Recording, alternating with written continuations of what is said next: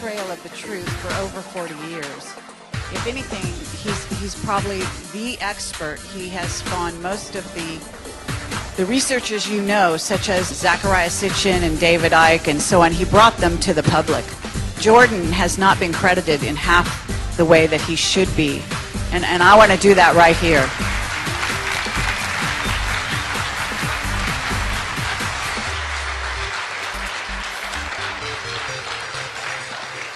And he's given some of our lead researchers some information, and they've never credited him. Okay, so you may think it comes from them and that they're so smart and brilliant. Believe me, they wouldn't be half the place they are today if it wasn't for Jordan Maxwell. And so we really want to honor him here today. And we're very proud to have him speak at a Project Camelot conference. Thank you very much.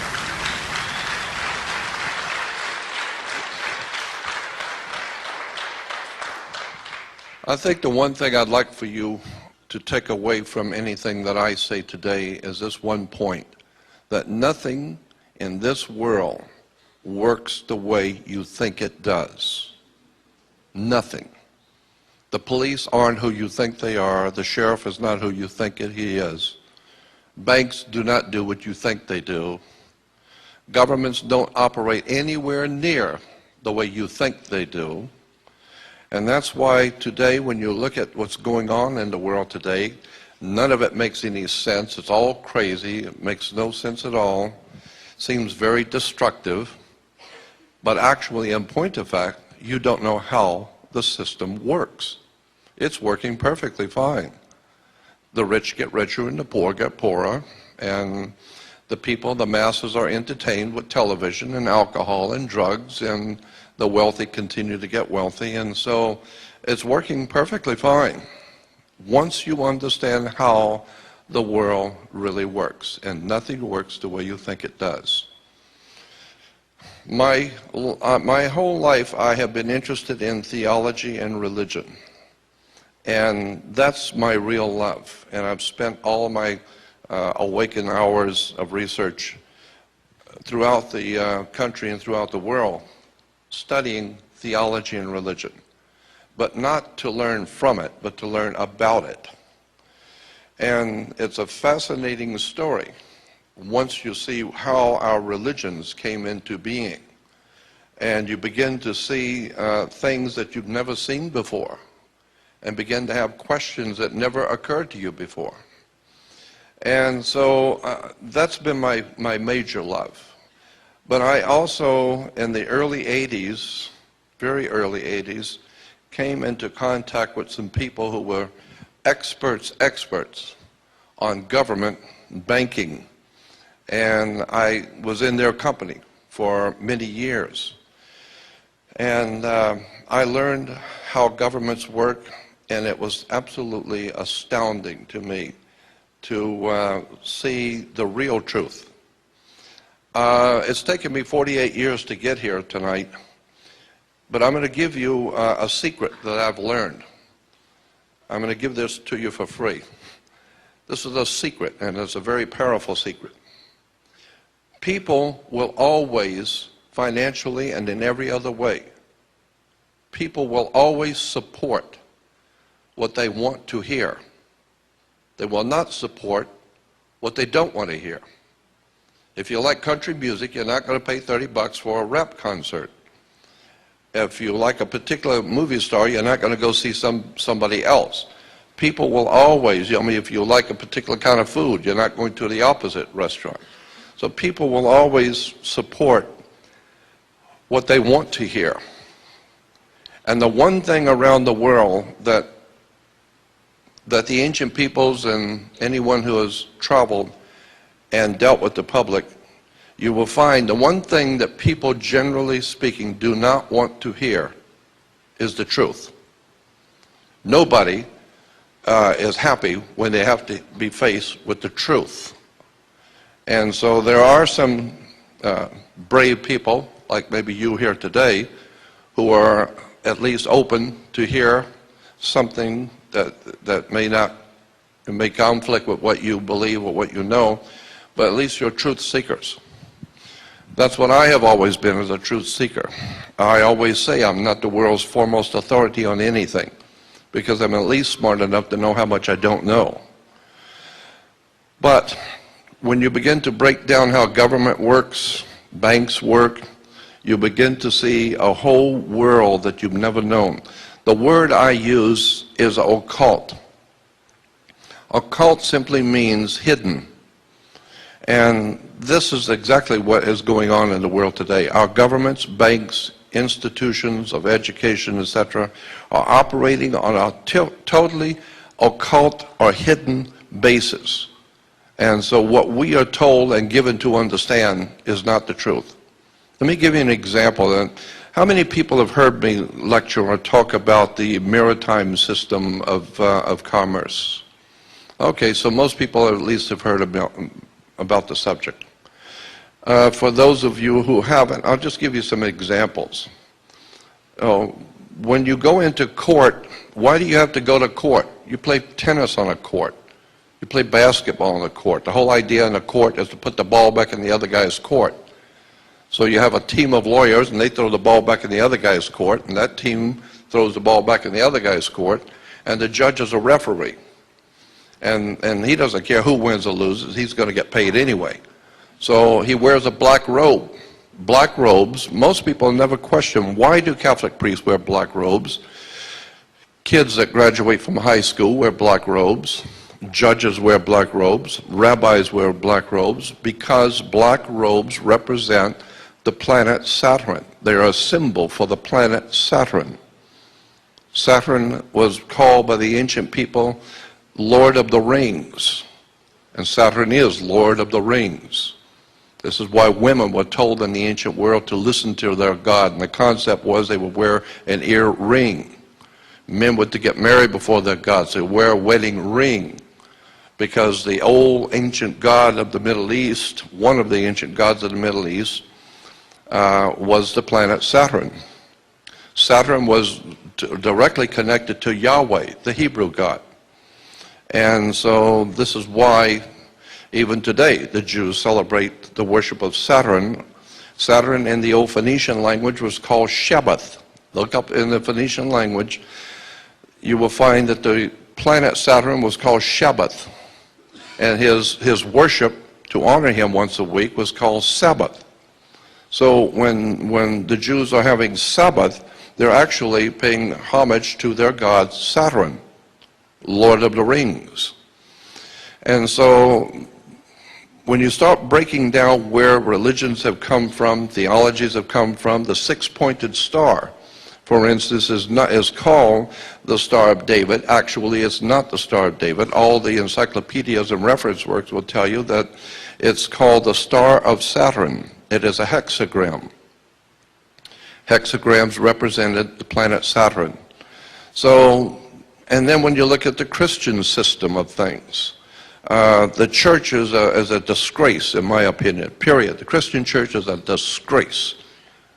Everything that comes out of the Christian church in America is a disgrace. It's filled with lies, deception, innuendos. It is a money-making corporation. It operates under maritime admiralty law. And there is a whole world of knowledge that Christians have not been given about the scriptures, about who wrote the Bible, where it came from. I have found that even Judaism is not a BC religion. It did not exist in the BC. So when we talk about ancient Jerusalem, there was no ancient Israel. Jerusalem, yes, but no ancient Israel. So when you think about and how preachers and religious leaders talk about ancient Israel this and ancient Israel that, in point of fact, Israel is not a BC religion. The whole concept of the Old Testament was developed right around the 9th, 10th, and 11th, and 12th century AD. So that the Old Testament is not an ancient record of an ancient people. There was no ancient Israel. Two of the greatest scholars, archaeologists in Israel, have written a book called Unearthing the Bible. And these two men, these two archaeologists, are the best and the brightest of the archaeologists in Israel. And in their book, basically, that's what they said. There was no Moses, there was no King Solomon, there was no King David. The entire thing was written probably in the 8th, 9th, and 10th century AD in Europe, developed and ultimately taken. All of that was taken by the Jesuits in the Catholic Church and rewoven into a story and given to us today as an ancient Israel. There was no ancient Israel. Never existed. There was no Moses, there was no King Solomon. Solomon was Sol, Om, On. Sol is Latin for the sun. Om is the Hindu word for the creative force. And On is the name of the sun in Egypt. The Greeks call it Heliopolis, but the Egyptians call the city of the sun On. Go look in a dictionary, look up the word On. It will tell you it's the city of the sun in Egypt. This is why you flip a light switch on, because it was a city of light. So you take Sol, Om, On, the three names of the sun in the ancient esoteric languages, it becomes Sol, Om, On, or Solomon. Even in the ancient Bibles, the old Bibles from the 12th, 13th, and 14th century, in the Bible, it didn't say King David. It kept talking about King Druid. And incidentally, the system of government and laws that we live under today in America and in the Western world is a Druidic system. America is a Druidic country. Canada is Druidic. Like I said, Western civilization is a Druidic establishment. The Druids were a very powerful priesthood in Europe, even before the Roman Empire existed. And they were the attorneys, the lawyers, the religious leaders, the politicians. It was called the Druidic system. And one of the most important symbols in the Druidic system was a magic wand, like Merlin the magician with his magic wand. And orchestra leaders and conductors use a magic wand. That's a Druid symbol. And the Druid symbol of the magic wand was made out of the wood of a holly tree. It's made out of Hollywood. And the entire establishment in Hollywood is a Druidic system. So if you don't understand Druidic symbols, you'll never know what's going on in Hollywood and where they're being financed, who's financing them, and how this stuff really works in relation to government. There's an enormous amount of material out on the web showing pictures from motion pictures from 5, 6, 7 years before 2000, before 9/11, in which 9/11 is in motion pictures. And the original film of Matrix, in the original Matrix movie, the star is giving some kind of an affidavit to sign, which is his identification or something. And the camera zooms in on it for just a moment when he's signing it. But if you stop the film, stop it and back it up and zoom in, you will see the document is about something that is going to happen. It says September 11, 2001. And this was way before September 11, before 9/11. Chris Carter, classic example when I'm talking about Hollywood. Chris Carter, the creator of X-Files. When X-Files ended, Chris Carter, the producer, started a whole new television series called The Lone Gunman. And the very first movie was a lead-off movie for the new television series. And in that movie, that came out right around February or March of 2001.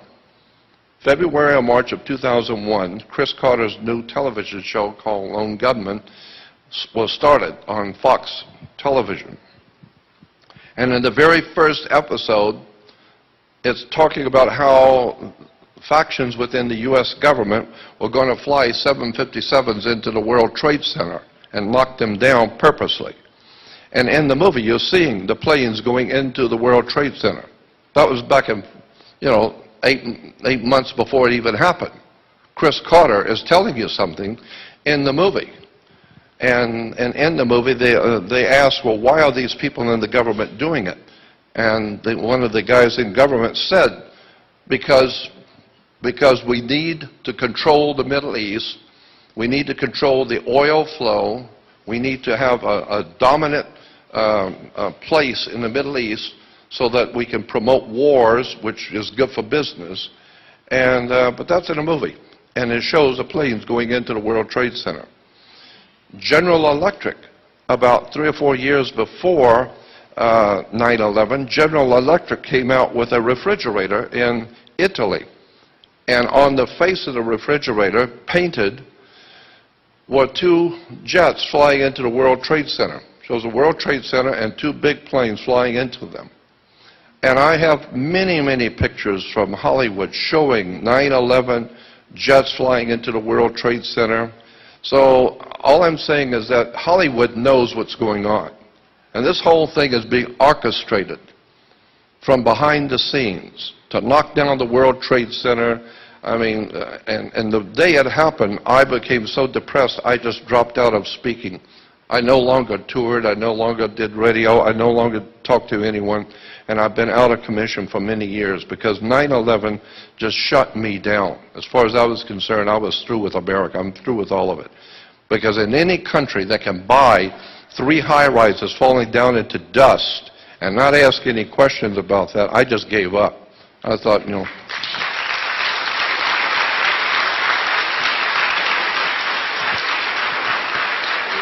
yeah.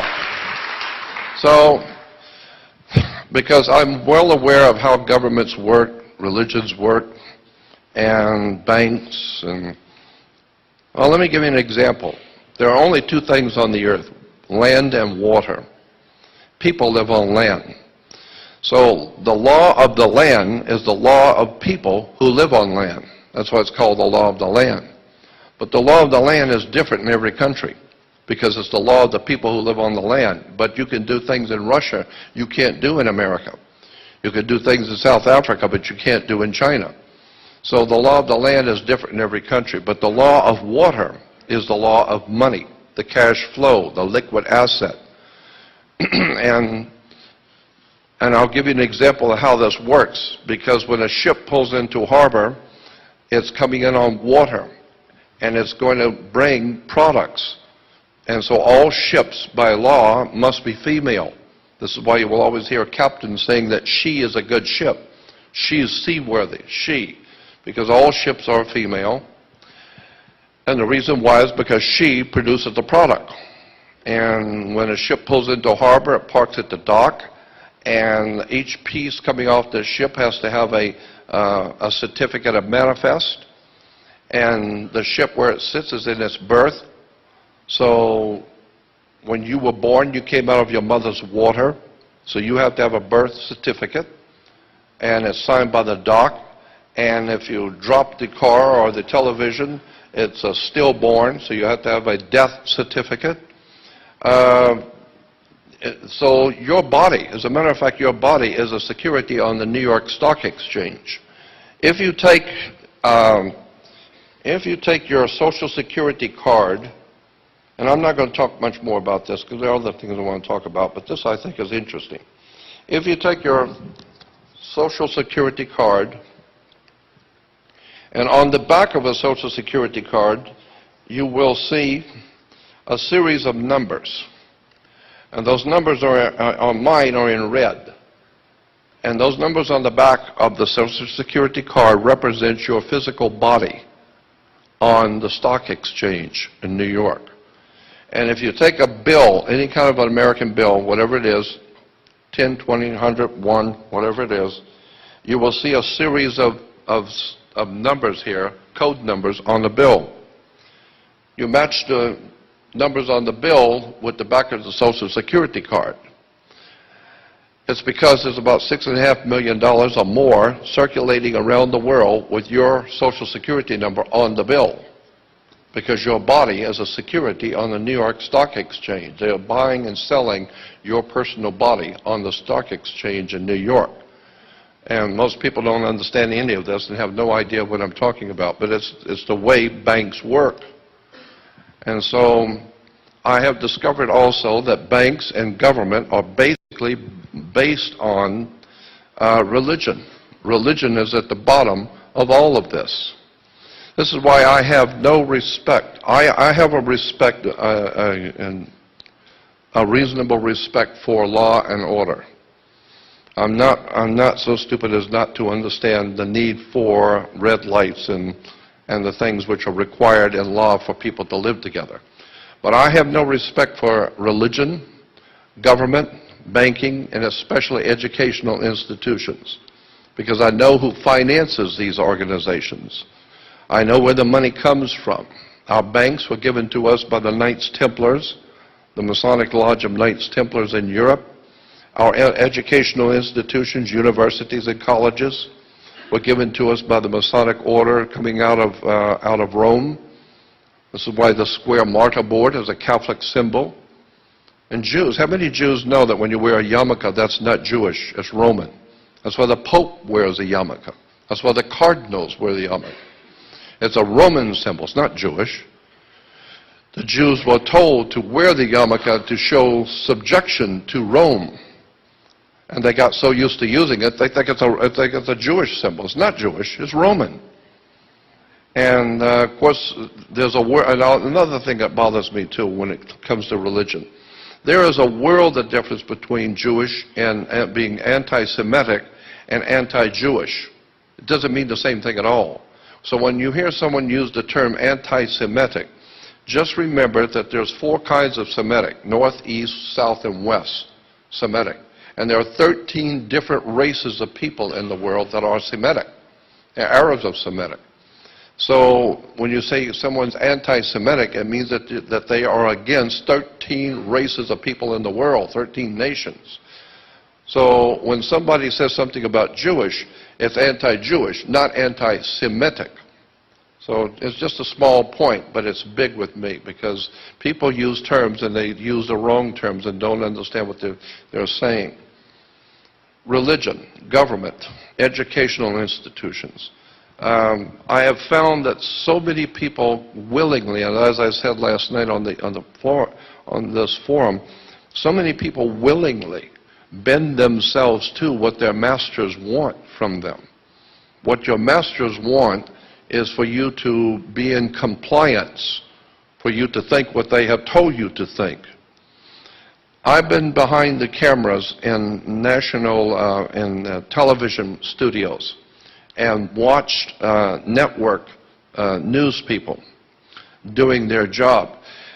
And what most people do not realize is on the nightly news from the networks, when you see the newsman talking directly to you, he's talking right into the camera, giving you the news. In point of fact, that's not what's happening. There is a big box, a large box, with a television screen on the bottom, and there's a glass, a clear glass on an angle. And the television, and there's a guy sitting off the side typing, or it's already typed, to telling the newsman what to say, word for word. And so the television screen is hitting this glass and is reflecting straight out so that the newsman can sit right there and look directly into the camera and read the news. And so he's just reading what somebody else wrote. And that guy wrote it because the boss told him what to write. And so the news is nothing more than what somebody on higher up wants you to believe. So that's why I have no respect for the news. I don't watch television. I'm not interested in Hollywood or movies as such, but there is a lot of interesting stuff in movies. Government, again, I say, it's just my belief. I believe government boils down to the war between the Crips and the Bloods. But that's all it is. It's just one gang is superior to another gang. Unless, of course, that other gang gets a little more money and gets a little bit more vicious. Now they take over town, and so it's a war between gangs. Because after all, when it's all boiled down, it boils down to one thing. We're all human. And humans, like Martin Luther King said, people are organizations. Martin Luther King said, organizations are a lot more naughtier than individuals. Individuals can be bad and corrupt. But when you get a whole bunch of individuals bad and corrupt, and they're wearing uniforms, and wearing badges, now you've got a gang. And the police department even have said that. You know, they tell me things like that. Yeah, we're the biggest gang in town. We're legal. We can do whatever we want. So I understood a long time ago that government is simply gang warfare. Who's going to run this town? Well, what family in the mob is going to run this area of the town? So that's why I have no respect for government, banking, or any of the rest of it. I could go on about so many different things that I'm interested in. Again, like I said, religion is a big thing with me. I believe that in the New Testament, the story about Jesus in the New Testament, it's just my opinion, but I believe that that story is a encoded message. It's a metaphor. It does not represent history as such, but it is a very powerful encoded story. And if you understand the symbols and the words that are used in the New Testament in the story of Jesus, and understand that the entire story is a metaphor, you read between the lines and begin to see that there's symbols and ideas are being expressed, and you didn't even see it. A classic example is, why did Judas go out and kiss Jesus? Just an example. In the Bible, we're told that Judas went out and kissed Jesus. And Christians will tell you, well, the reason why he did that was to identify him so that he could be arrested. No. Logic alone would tell you that's incorrect, because Jesus would not have been living in the south side of Chicago or in the north end of New York. You know, he would have been living in a little Mickey Mouse little village, and probably 300 people there at most, 15 minutes to 20 minutes to walk across the whole town. And, you know, so how could he be hiding? Who would be so stupid as not to know who he is? He's sitting out there in the garden with his followers. So what do you need to go out and kiss him for to identify? Well, that's not what the Bible says. It doesn't say he went out to identify. It says Judas went out and kissed Jesus to betray him, not identify. This is why the mafia, when you're going to be killed, they give you the kiss of death. Because in the ancient world, in the Middle East, when a scorpion bites you, it leaves 2 cuts on your skin, and those 2 cuts look just like human lips. So the ancient people said you've been given the kiss of death. And this is why when the mob's going to whack you, they give you the kiss of death, right? It's because of the scorpion is the backbiter. Jesus represents in the story a symbol. It's a metaphor. And Jesus is a metaphor for the sun. And so boiling it down, Christianity is sun worship based on astrology. Because nobody owns the sun. Africans don't own it. And we don't own the sun. So obviously the sun belongs to God. So it's God's sun. And he's the light of the world. Of course the sun's the light of the world. What else lights the world if it's not the sun? And he has 12 helpers. Of course, the 12 signs of the zodiac, the 12 months of the year. He is our risen Savior. Of course, it rises every morning about 5:30. And the sun is your Savior.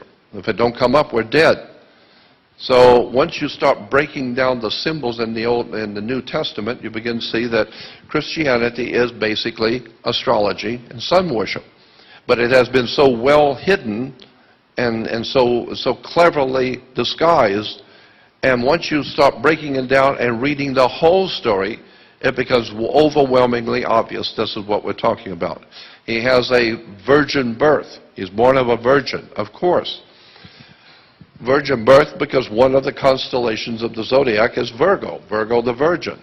Let me give you an example of how this works. On the first day of summer, the very first day of summer, the sun is as high in the northern hemisphere as it's going to go. It doesn't go any further north. The first day of summer, the sun is as high in the northern hemisphere, and it begins to work its way south. And each day it moves 1 degree.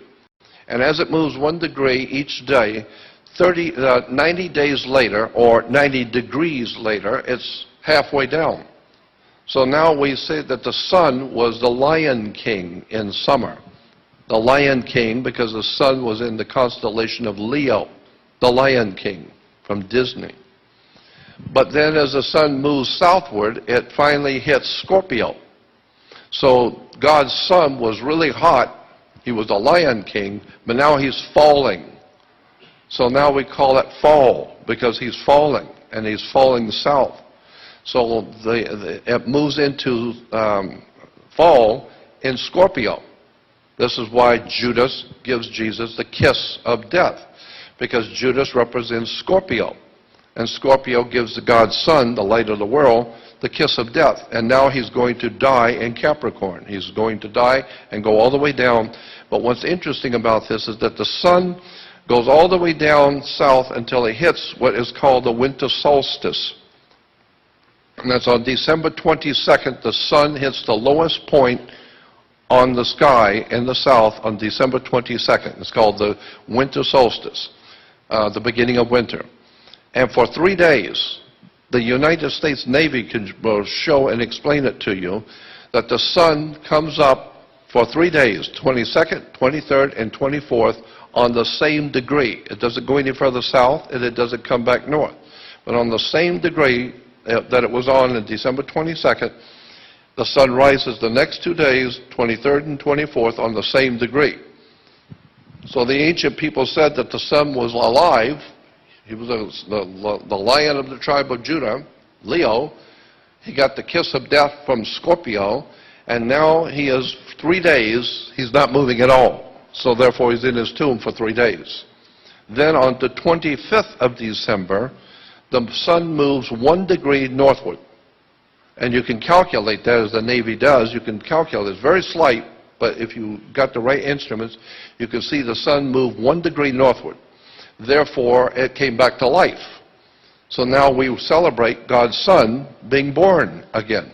He's born again. When? On December 25th. So we celebrate Christmas on Christ's Mass. But as the sun moves back toward the northern hemisphere, it crosses over the equator at spring. Because he was dead in winter, now he's springing back to life. So as he comes back to life and crosses over the equator, there was a celebration called the Passover, because the sun has passed over the equator, coming back to the northern hemisphere. And so today we even say when someone dies, we say grandmother passed last night, grandfather passed away, or they passed on. But always past was associated with death. So God's Son has passed over the equator. So once a year, around the world, the Jews celebrate the Passover, which is nothing more than the sun passing over the equator. And Christians, of course, could not do that because that's Jewish, and they wouldn't want to have anything to do with the Jewish celebration. So Christians have a totally different celebration.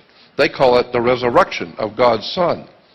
And so they go out on the Passover and go out and have something called the Easter sunrise service.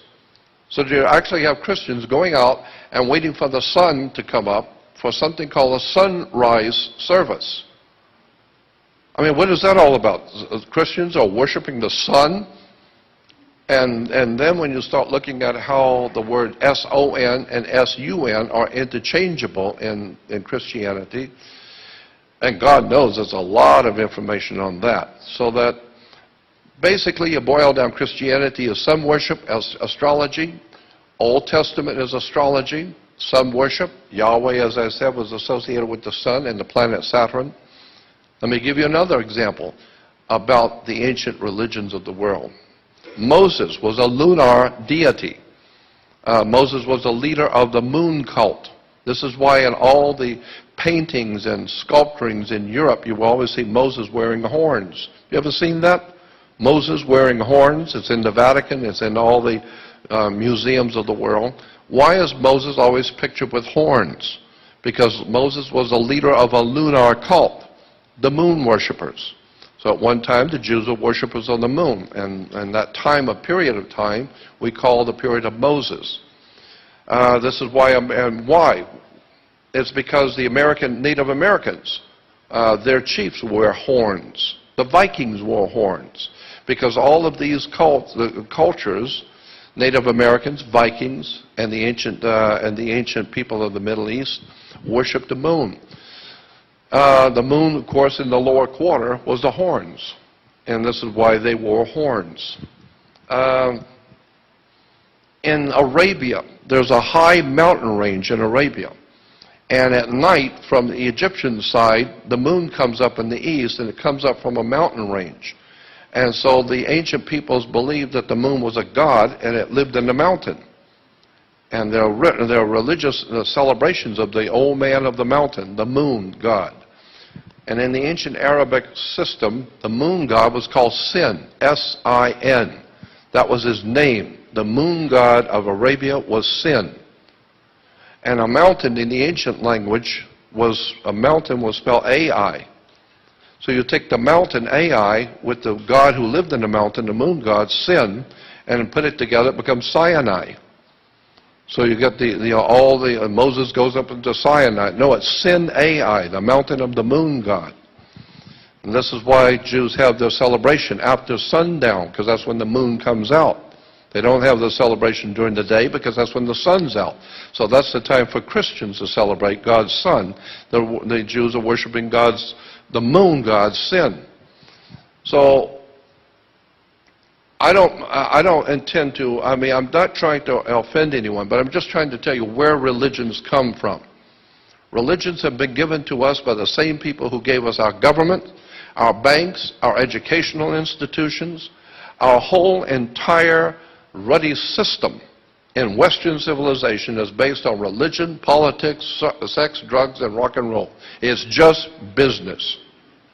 It's just money. It's just to control the people. And if you think it's crazy when I say sex, you have no idea in the world how sex plays a part in everything. The very fact that a man wears a black robe, that's a feminine dress. And God, there's so much you could talk about with the subject of sex in religion. The whole thing is based on sex. The cross is a sexual symbol. Even in Egypt, the Egyptian obelisk is like the Washington Monument, for instance. The Washington Monument is an Egyptian obelisk. An obelisk represented a male phallic in the erection. And the male phallic is connected to the female ovaries. It's called the Oval Office. Right? And the water strip is her water. And so when her water breaks, the male phallic connects to the female ovaries. The Oval Office. Sexual symbols everywhere. A six-pointed star, star of Saturn. So the point I'm making is that our institutions around the world, especially in Western civilization, are based on symbolism, lies, deception, manipulation of our thinking, and somewhere along the line, if you're really looking for truth, and most people aren't, like that movie when who was it? Tom. Yeah, in the movie. Anyway, the kid says he wants the truth, and the other guy said, you can't handle the truth. Yeah. I believe that's exactly right. I don't think that the world of mankind can handle the real truth about how the world really works. I said last night that I believe that democracy is the very worst possible form of government on the earth. I don't think you can get a worse government than democracy. And the reason I'm saying that, I can clarify it now. First of all, demos in Greek is a mob. That's why a mob is out in the street with plaques and ranting and raving. We call it a demonstration. A demonstration is a mob of people. And so democracy is the rule. So the rule of the mob is democracy. True democracy is 45 whites hanging one black. That's democracy. We all voted, and one guy's got to die. We all voted. It's democracy. No, America was founded as a constitutional republic. A constitutional republic means There is a set rule of laws that everyone abides by, and it was set up in such a way as to protect this person, the individual, from the mob. Because, you know, and down south where I come from, the Ku Klux Klan, they can pick out anybody they want, and there's 45 of them, and they take you out and hang you. And who's going to say anything? It was a democracy. We all voted, and therefore it must be legal. No. America was set up as a constitutional republic, which means the Constitution was a law, and everyone, no matter who is in the country, had to abide by the law, and it protected you as an individual. The biggest problem with a democracy is very simple if you just think about it. Democracy means mob rule. It doesn't matter what the law says. And incidentally, I want to throw this out to you. We hear all the time that America is a land of laws. We are a country based on law. In point of fact, that is not true.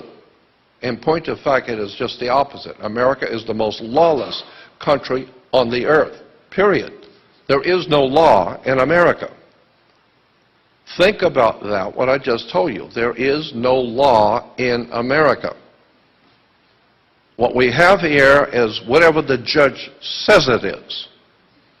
And whatever the judge says it is, that's what the law is.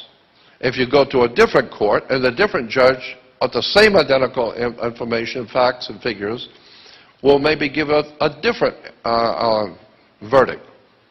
Well, that's what the law is. That's the law. No, it's not the law. It's what that guy said. I learned all of this when I was in traveling around, going to the different churches and different cults. Jehovah's Witnesses are a classic example.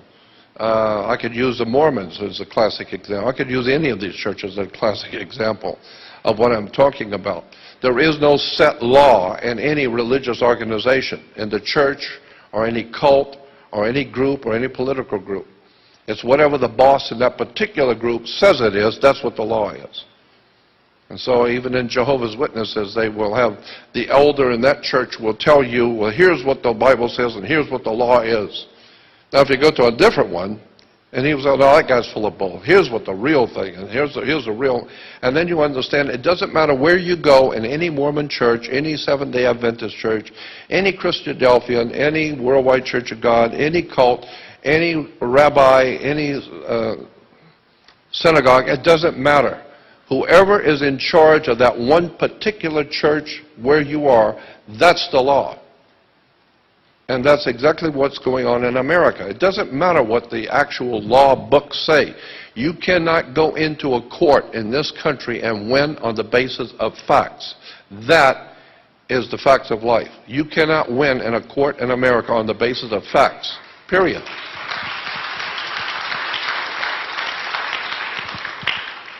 The judge don't give a damn about the facts. He's the boss, and in this court, he calls the shots. Well, yeah, but the other judge said, I don't care what the other judge said. This is my court, and I call the shots. So I will decide. If I kind of like you, maybe I'll give you a break. If I don't like you, maybe I'll add 10 years. Now, what are you going to do about it? You say, well, yeah, but the law says, no, don't bring that up. This is my court. I call the shots. Therefore, there is no law. America is a land of lawlessness. In the Bible, in the book of Revelation, it talks about the rise of the man of lawlessness. And I've often wondered about that. It's very interesting. A lot of interesting, important stuff written in the Bible if you know what you're looking at. But it talks about in the book of Revelation the rise of something called the man of lawlessness. And I used to wonder why, what in the world was that all about? Because America's got so many laws. We've got thousands of law books. That's all we are, is got law books. So how can there be a man of lawlessness that would rise in the world? Well, now I understand. America is the home of the man of lawlessness. George Bush couldn't care less what the Constitution says, the Bill of Rights. It just don't matter. He's the boss, and whatever he says do, that's what you're doing. You say, well, yeah, but the law says they don't care. And if you bring that up again, you're going to jail. Why? Because he represents the Vatican. The Bush regime was front for the Vatican. The most important enemy this country has today, people will never understand it, but the biggest enemy that this nation today has is the Vatican. The Vatican is behind the crap that's going on all over.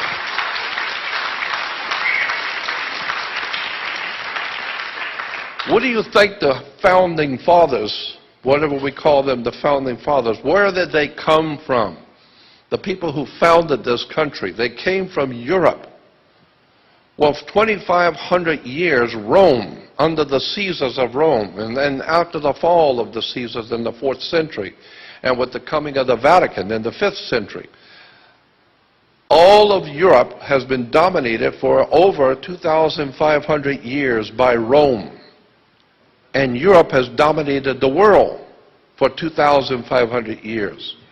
So I'm saying that if you want to find out who the real enemy of this country is, you better start looking at the Holy Father. And you better start finding out the connection between the Vatican and the Nazi Party of Adolf Hitler. Thank you, Jordan. I'm sorry, we have very limited time, so we have to let David Wilcock come on stage now. And I'm just getting warmed up. I know you are, and God bless you.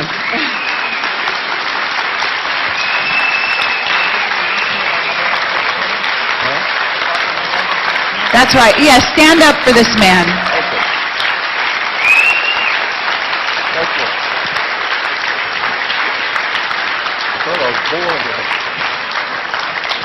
Thank you, Jordan. We'd love to do a Camelot interview with you, Jordan. I'm saying that here in public on stage. Anytime. I want to add one more comment quickly. When you hear people talking about Jewish conspiracy, Jewish this and Jewish that, it's Vatican, not Jewish. Thank you very much. Thank you so much.